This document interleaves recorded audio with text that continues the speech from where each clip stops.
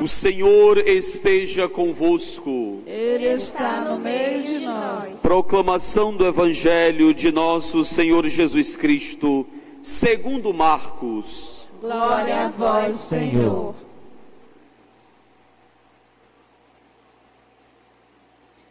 Naquele tempo, Jesus foi a Nazaré, sua terra, e seus discípulos o acompanharam.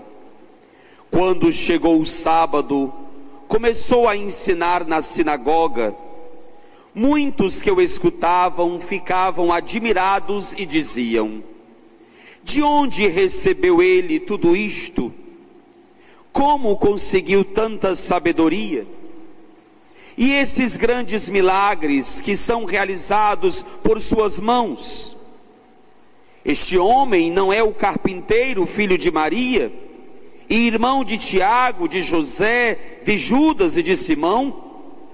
Suas irmãs não moram aqui conosco? E ficaram escandalizados por causa dele.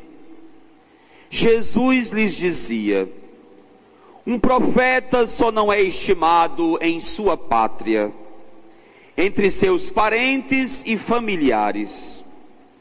E ali não pôde fazer milagre algum. Apenas curou alguns doentes, impondo-lhes as mãos. E admirou-se com a falta de fé deles. Jesus percorria os povoados das redondezas, ensinando. Palavra da salvação. Glória a vós, Senhor.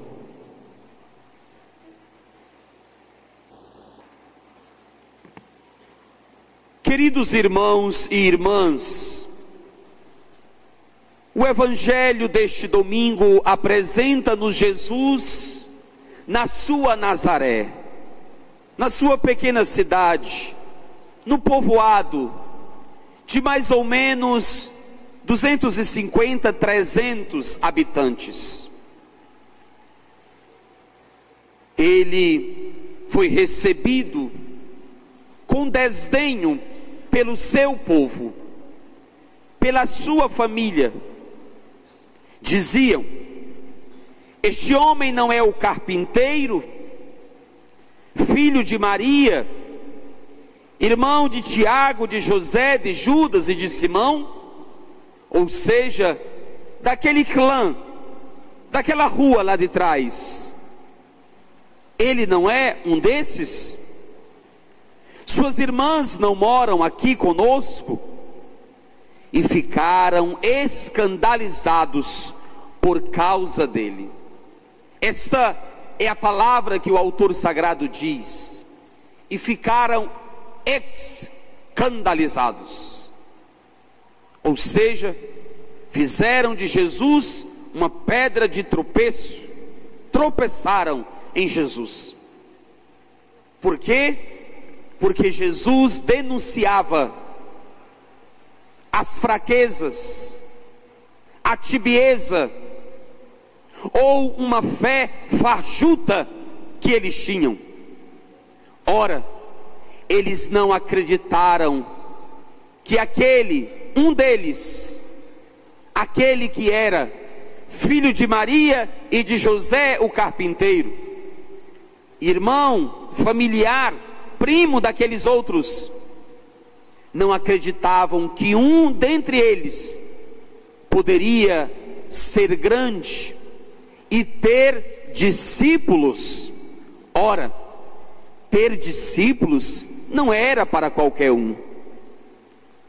Ter um seguidor, 2, 3, alguém que acredita ali, é uma coisa, mas ter discípulos eram pessoas que tinham deixado tudo, deixado família, campos, dinheiro, posses, para seguir aquele. E aquele era Jesus, o Nazareno. Pobre, infeliz, mas ele falava com autoridade, ele curava. Vejam, eles até reconhecem que ele, Jesus, é milagreiro, é forte, fala bem, mas não aceitavam que um pobre coitado pudesse ter discípulos e pudesse ter tanta sabedoria.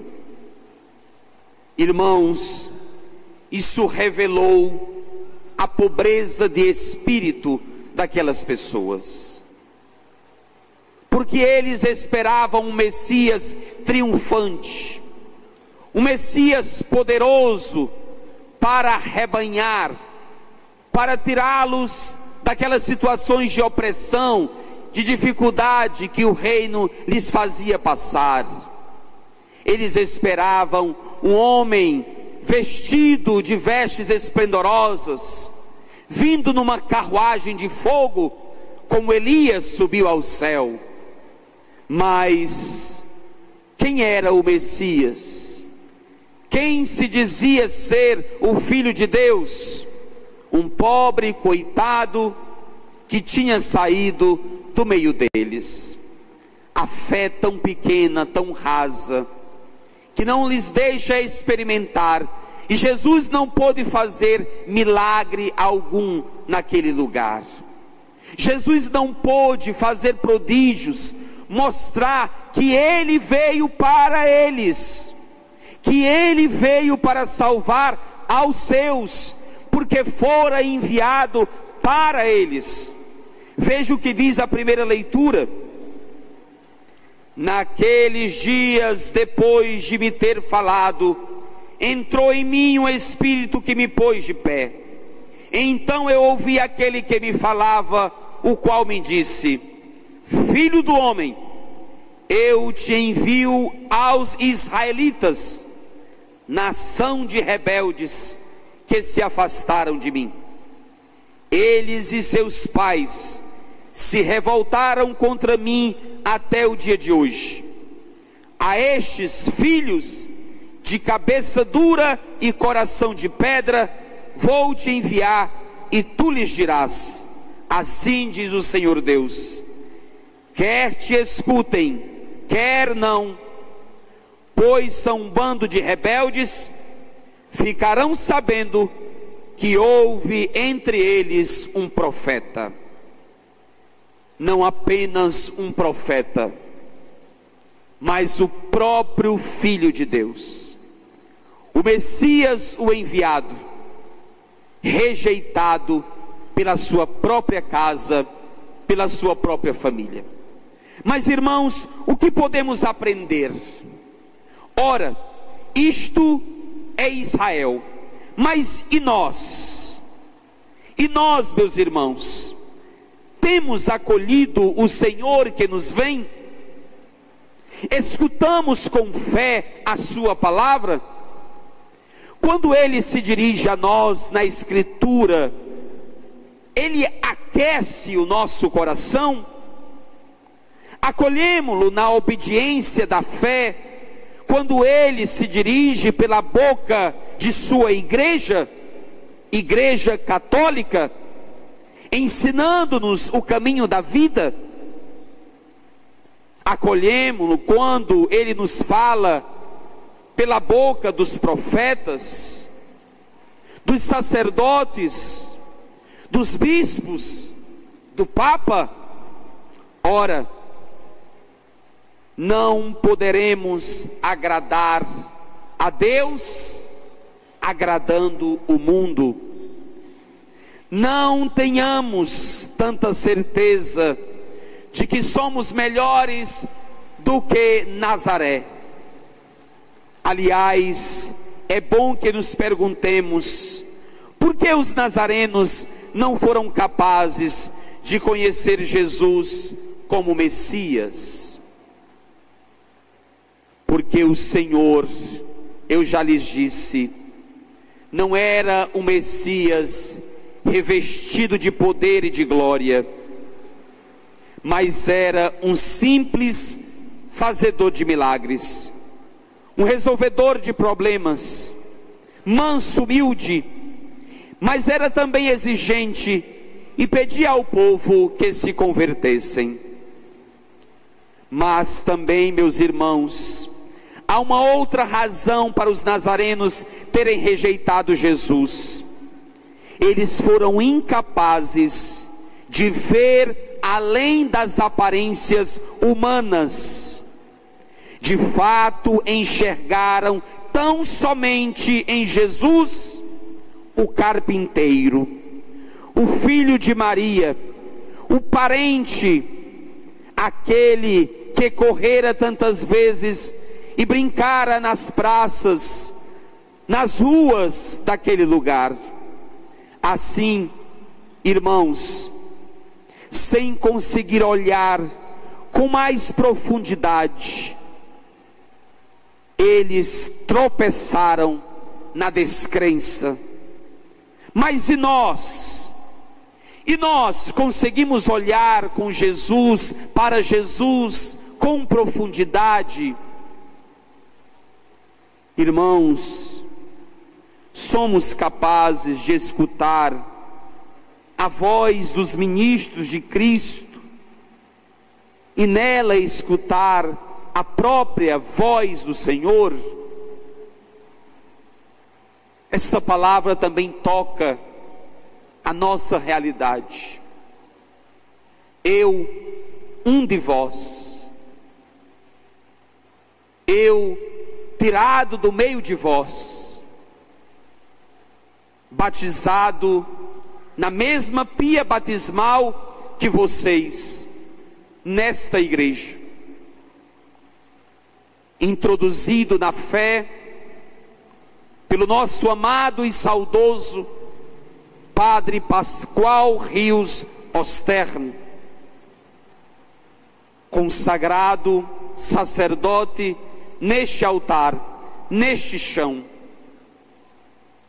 Mas aqui não falo por mim, nem de minha pobreza, nem de minha família, do meu sangue, mas tomo parte naquilo que o Senhor me revestiu, para santificá-los, para conduzi-los à perfeita comunhão na palavra, na Eucaristia e na vida fraterna.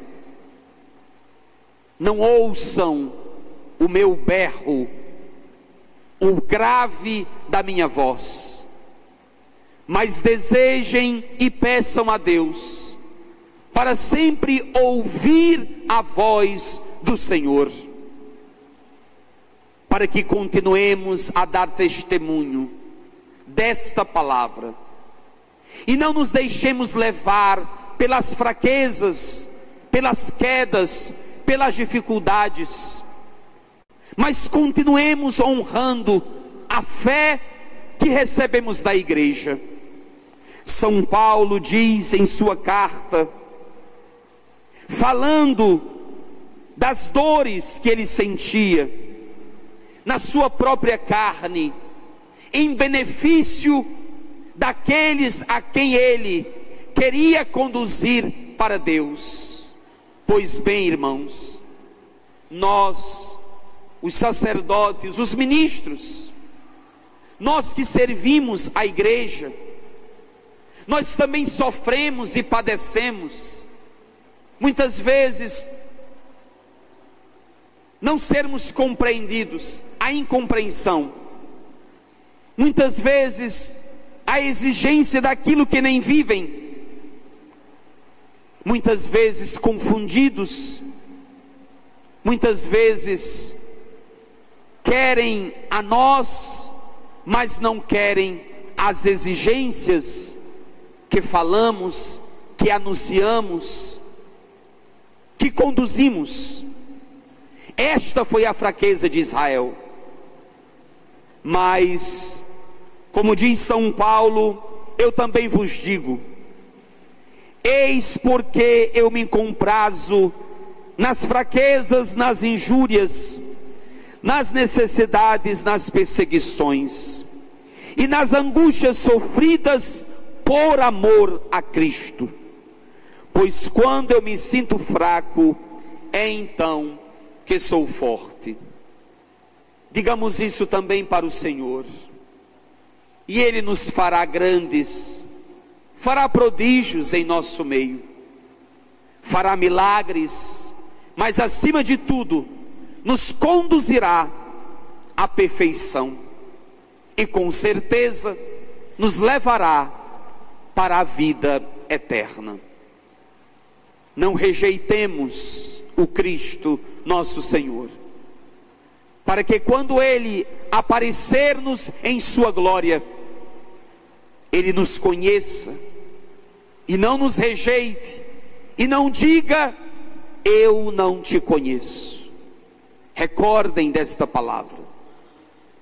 Quando batermos a porta do Senhor, que Ele nos reconheça e que Ele não nos diga: eu não te conheço, porque disso pode padecer muitos que querem amar os milagres, os prodígios, querem uma igreja ao seu jeito, ao seu modo, querem um pastor que possa acariciar as suas loucuras, mas não querem as exigências do Evangelho, não querem cumprir os mandamentos, não querem viver os preceitos.